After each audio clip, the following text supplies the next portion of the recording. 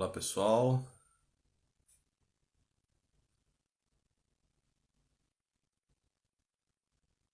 a paz de nosso Senhor Jesus Cristo. Então nós estamos aqui para mais uma aula do Seminário de Formação Católica, aula 95, as Bem-aventuranças. Retomamos então o conteúdo moral, a parte 3 do Catecismo da Igreja. Nós vamos agora para o artigo 2, parágrafo 1716 em diante do Catecismo. E hoje o tema é as bem-aventuranças, né? Nós vamos falar sobre as bem-aventuranças. Ora, por que as bem-aventuranças são tão importantes, né? O catecismo diz o seguinte, antes de eu explicar isso. As bem-aventuranças estão no cerne da pregação de Jesus, no centro, né? Seu anúncio retoma as promessas feitas ao povo eleito. Jesus as completa, ordenando-as ao reino dos céus. As bem-aventuranças estão em Mateus capítulo 5, versículo de 3 a 12. E aí o catecismo cita aqui: Bem-aventurados os pobres em espírito, porque deles é o reino dos céus. Bem-aventurados os mansos, porque herdarão a terra. Bem-aventurados os aflitos, porque serão consolados. Bem-aventurados os que têm fome e sede de justiça, porque serão saciados. Bem-aventurados os misericordiosos, porque alcançarão misericórdia. Bem-aventurados os puros de coração, porque verão a Deus. Bem-aventurados os que promovem a paz, porque serão chamados filhos de Deus. Bem-aventurados os que são perseguidos por causa da justiça, porque deles é o reino dos céus. Bem-aventurados sois quando vos injuriarem e vos perseguirem, e mentindo, disserem todo mal contra vós, por causa de mim. Alegrai-vos e exultai, porque grande é a vossa recompensa nos céus. Este aqui é o Evangelho de Mateus 5. Meus irmãos, diz os santos, né, que os evangelhos, né, são o coração da Bíblia. A Bíblia tem 73 livros, mas os evangelhos são o coração da Sagrada Escritura. O principal da Sagrada Escritura é o evangelho. Todo cristão precisa ler o evangelho, né? São Jerônimo falava: quem não conhece as Escrituras não sabe quem é Jesus. Ora, e quem não conhece o Filho não conhece o Pai. Ora, Jesus é o único caminho, verdade e vida. Então é necessário, na nossa sociedade de hoje, que as pessoas conheçam o Evangelho, né?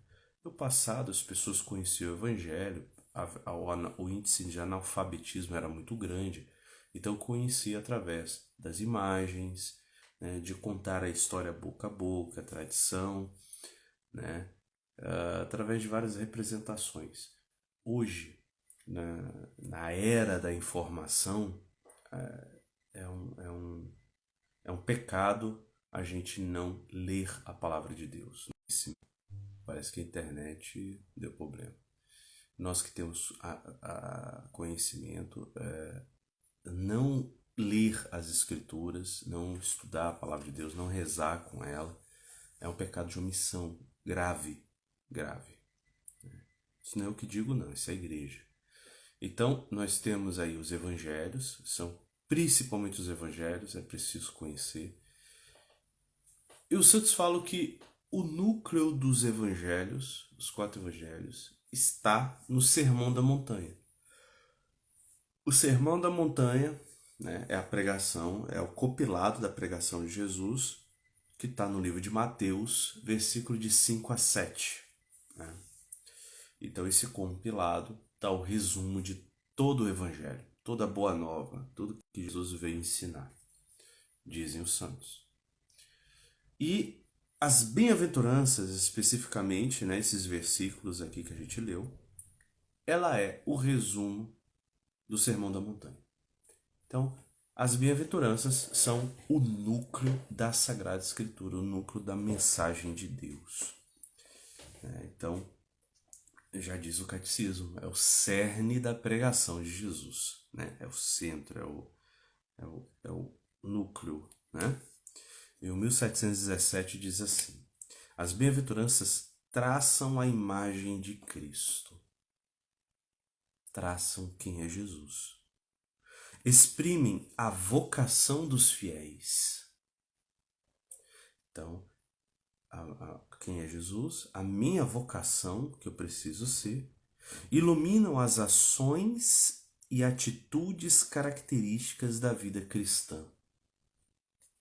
São promessas paradoxais que sustentam a esperança nas tribulações e anunciam as bênçãos e recompensas.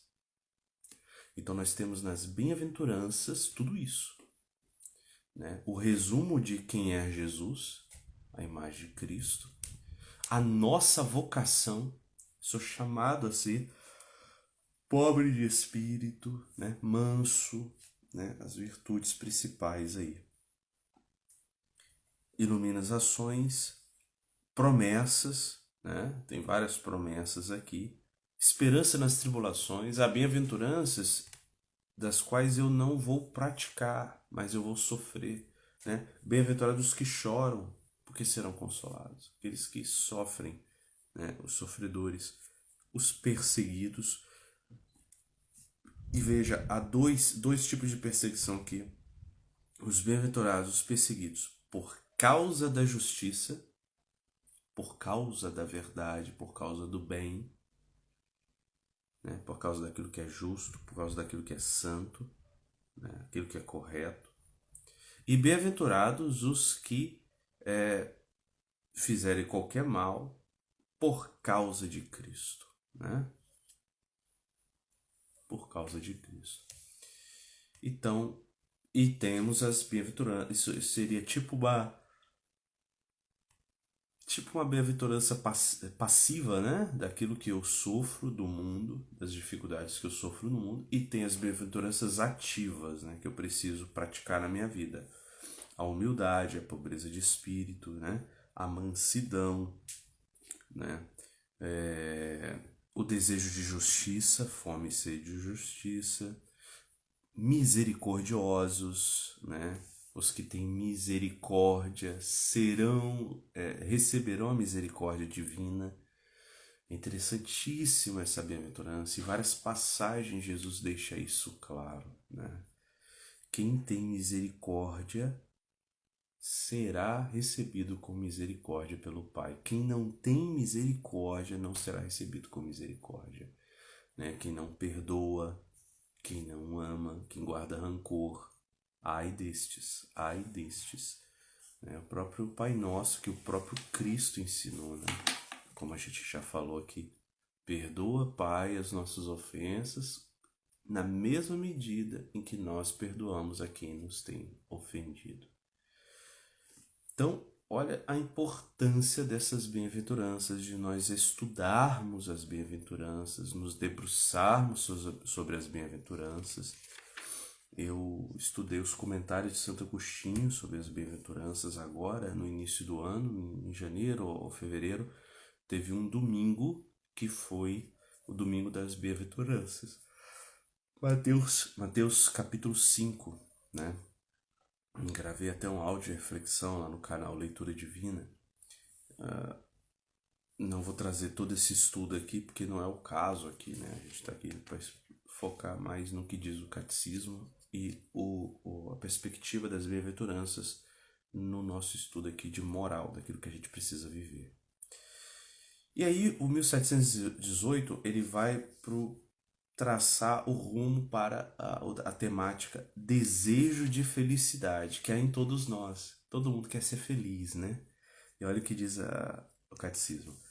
As bem-aventuranças respondem ao desejo natural de felicidade.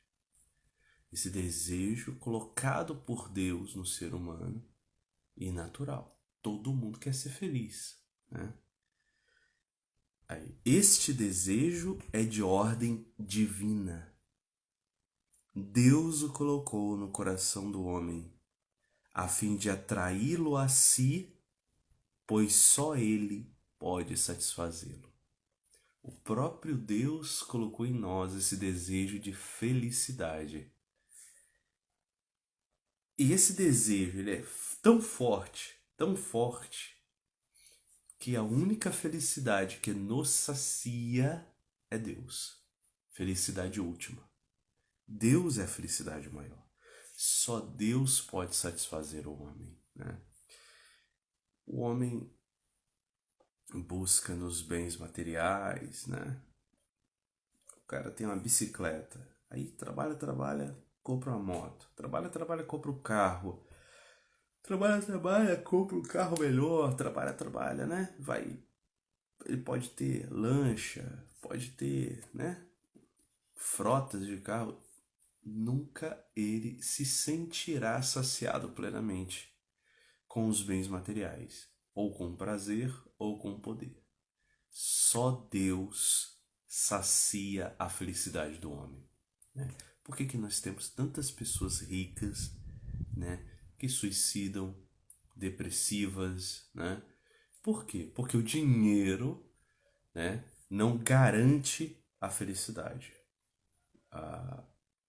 Aí alguém fala assim: ah, esse dinheiro não traz felicidade, traz pra mim e tal, essas piadinhas, né? Bem, o dinheiro pode trazer felicidade. Isso depende da pessoa que sabe lidar com o dinheiro, que sabe utilizar o dinheiro de modo equilibrado. Então a felicidade, na verdade, não está no dinheiro, mas na pessoa, no modo que a pessoa vai praticar a vida, vai buscar a Deus, vai buscar o bem, vai buscar a verdade, vai buscar o que é correto, né? Vai usar de bem usado o dinheiro. Então tem isso sim. E existem as felicidades aparentes, né? Que no momento sacia, mas nunca de forma plena, porque são contrários a Deus, né? Porque a verdadeira felicidade só vem de Deus. E isso está claro em várias situações que a gente vê na vida real, né? Mas vamos voltar aqui ao Catecismo, 1719. As bem-aventuranças desvendam o objetivo da existência humana, o fim último dos atos humanos. Olha a importância das bem-aventuranças, né? Elas desvendam o objetivo por que nós estamos aqui. Lembra aquela pergunta? Por que eu estou aqui? Por que Deus me fez? Né? O fim último dos atos humanos. Deus nos chama à sua própria bem-aventurança. Bem-aventurança é um fim, né? É uma felicidade plena. Este chamado se dirige a cada um pessoalmente, mas também a toda a igreja, povo novo, formado por aqueles que acolheram a promessa e nela vivem na fé. Então, eu sou chamado individualmente aqui nas bem-aventuranças a ser misericordioso, né? A ser manso, promover a paz. Mas veja, também a igreja como povo é chamada a ser uma igreja misericordiosa. A minha comunidade, minha paróquia, né? Os meus irmãos de oblação, nós somos chamados a ser misericordiosos, nós somos chamados a ser pacíficos, né? Nós somos chamados a ser pobres em espírito. Então há esse chamado também de forma comunitária, não só isoladamente individual. E aí nós vamos para o terceiro tópico aqui, a bem-aventurança cristã, 1720. O Novo Testamento. Isso aí. O Novo Testamento usa várias expressões para caracterizar a bem-aventurança a qual Deus chama o homem, a vinda do reino de Deus, a visão de Deus. Mateus 5:8. Felizes os puros de coração, porque verão a Deus. Ou entrada na alegria do Senhor, ou entrada no repouso de Deus, né? Nós temos várias passagens que falam deste céu, desta promessa de Deus, né? O céu, a bem-aventurança, a felicidade. Então nós temos estas expressões bíblicas, né? Reino de Deus, né? Tá lá em Mateus 4,17. Visão de Deus, né? Mateus 5,8. Felizes os puros de coração, porque verão a Deus. Esse contemplar a face de Deus, né? O Antigo Testamento fala muito nisso, né? Entrada na alegria do Senhor, que Jesus fala lá, bem-aventurado, entra na alegria de Deus, né? No julgamento final lá, Mateus 25, das ovelhas, né? Entra na alegria do Senhor. Nós vamos participar da alegria de Deus. Essa é bem-aventurança. Entrada no repouso de Deus, né? Também está lá em Hebreus 4. Então, meus irmãos, é um chamado para o céu. A bem-aventurança, ela reflete o reino dos céus. Reflete o chamado a viver com Deus, né? Esse é o nosso chamado último, essa é a felicidade maior, incomensurável, né? Na última aula nós falamos sobre alguns relatos pós-morte, o que as pessoas experimentam, né, quando contemplam um pouco da maravilha de Deus do outro lado e voltam, né? Nós temos vários santos que tiveram essa experiência, mas também pessoas que Deus, no seu mistério, promoveu esse milagre, as pessoas contemplarem e voltam para essa vida e mudam de vida, e se convertem, e viram testemunhas disso. Então é interessante a gente conhecer essas coisas, apesar dos vários ruídos nessas mensagens, né? 1721. Deus nos colocou no mundo para conhecê-lo, servi-lo e amá-lo, e assim chegar ao paraíso. Olha essa frase como ela resume nossa vocação. O tema de hoje é a nossa vocação à bem-aventurança. Nós existimos, meus irmãos. Por que eu existo? Por que você existe? Deus nos colocou no mundo para conhecê-lo, para servi-lo, para amá-lo. E assim chegar ao paraíso. Então, nós estamos aqui para isso, para aprender que existe um Deus maravilhoso. Deus nos quis, por pura misericórdia, por puro amor, nos criou e nos quis por si mesmo. Não porque nós somos bonzinhos, Deus nos quis por pura misericórdia. E nos colocou neste mundo para conhecer a sua palavra, conhecer a Deus, relacionarmos com Deus. Este tempo que estamos aqui é o tempo para nós conhecermos o Senhor, nos prepararmos para esta glória celeste. A bem-aventurança nos faz participantes da natureza divina e da vida eterna. Então a bem-aventurança, quando é praticada, quando eu busco ser católico, cristão de fato, eu me torno filho de Deus, a graça divina me torna participante desta divindade. Por quê? Ora, se eu vou viver no reino de Deus, se eu vou contemplar a visão de Deus, se eu vou entrar na alegria do Senhor, eu vou entrar justamente nessa dinâmica da divindade, né? Então Deus vai me fazer participante da natureza divina. Veja a grandiosidade dessa vocação. Então, meus irmãos, por que isso está aqui na teologia moral e não lá no creio, quando fala do céu, do inferno e do purgatório? Por que está aqui? Porque, meus irmãos, toda a vida moral é vocacionada a isso aqui. Se a gente não mata, não rouba, é porque nós somos filhos de Deus. Nós somos chamados a ser filho de Deus. Nós somos chamados a imitar a Deus. Nós somos vocacionados a Deus. tudo se volta a isso aqui. Isso aqui é o cerne da pregação de Cristo. Isso aqui é o centro. Isso aqui é o tudo. O tudo está aqui. Né? Como que se fosse o DNA da nossa vocação cristã.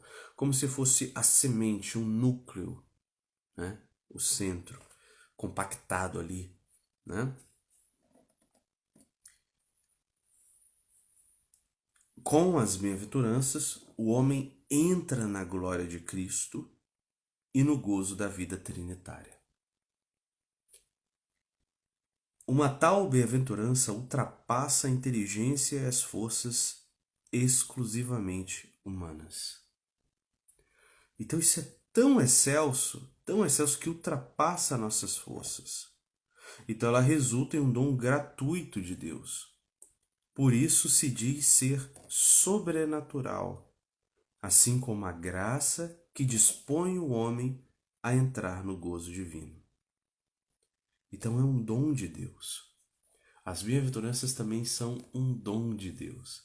Nós somos agraciados, né, pela bem-aventurança, mas também chamados a, como é que se diz? Participar desta graça, a contribuir, fazer a nossa parte. E olha que a nossa parte é mínima, né? Mas ela é necessária. De tudo que Deus faz, a nossa parte é miséria, é pouco. Se a gente não for fiel nesse pouco, Deus não nos dará o muito. Mas quem for fiel no pouco, Deus concederá em abundância. Isso o próprio Cristo falou. O próprio Cristo falou. 1723. A prometida bem-aventurança nos coloca diante de escolhas morais decisivas. Então, por causa das bem-aventuranças, eu sou chamado a ter uma escolha moral decisiva.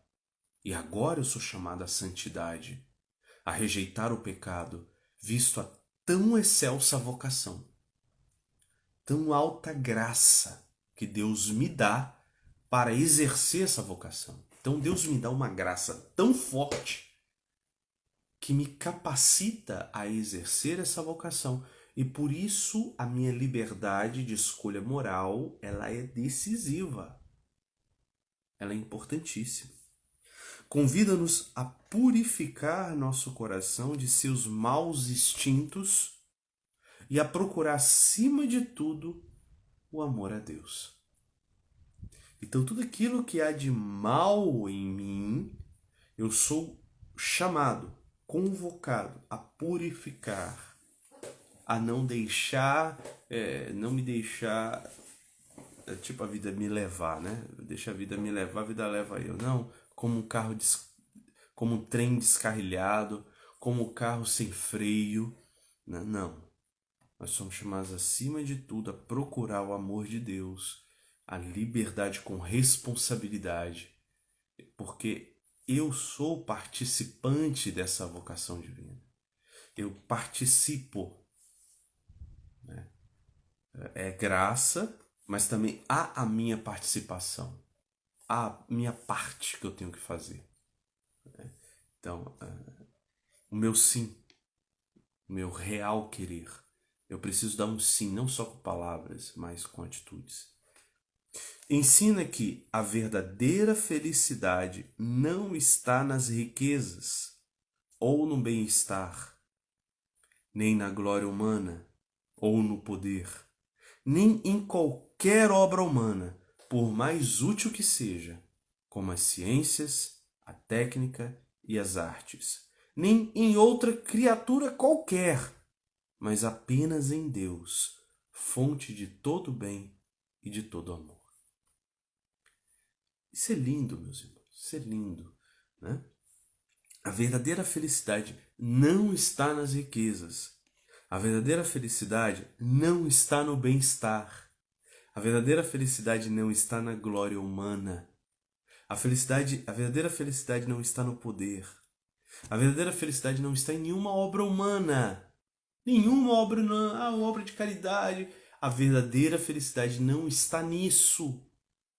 A verdadeira felicidade, por mais útil que seja, diz o catecismo, A verdadeira felicidade não está nas ciências, não está na técnica, a verdadeira felicidade não está nas artes, a verdadeira felicidade não está em criatura nenhuma, nenhuma, nenhuma, né? Quanto que as músicas românticas, de uma certa forma, claro que é meio uma simbologia, mas divinizam, né? O ser amado, mas a verdadeira felicidade não está ali no ser amado também. Apenas em Deus, fonte de todo bem e de todo amor. Então, que lindo isso no capítulo da moral, né? A palavra de Deus nos redireciona ao caminho correto, né? Justamente hoje, no ofício das leituras de hoje, é Hebreus 12 que fala, né? Combatamos, corramos à meta proposta com olhos fixos no autor e consumador da nossa fé, Jesus. Então, olhos fixos em Cristo, em Deus. Ele é o autor e consumador de tudo, de toda a nossa fé, de toda a felicidade.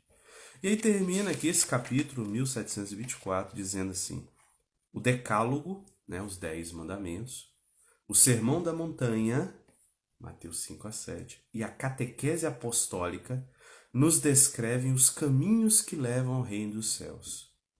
Neles, nos engajamos passo a passo pelas ações de todos os dias, sustentados pela graça do Espírito Santo. Fecundados pela palavra de Cristo, damos aos poucos frutos na igreja para a glória de Deus. Então a conversão, meus irmãos, é um processo, é uma caminhada. Não é da hora para outra, Senhor, perdão por todos os erros da minha vida. Isso não é conversão. Isso é o começo. Isso é o começo. É uma caminhada.